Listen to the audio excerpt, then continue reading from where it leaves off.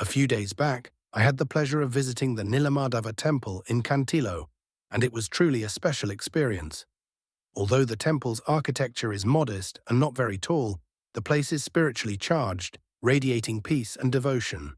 Situated on the serene banks of the Mahanadi River and surrounded by lush greenery, it offers a perfect environment for worship and reflection. According to legends, this is where Lord Vishnu first manifested as Nilamadhava, making it a sacred site with deep historical roots connected to the Jagannath tradition. Exploring the temple and learning about these ancient stories was fascinating. The nearby Brahmakunda stream, with its clear water and scenic beauty, adds to the charm of the place and makes it a refreshing spot to unwind. This trip was the perfect blend of devotion, nature, and heritage, leaving me spiritually uplifted.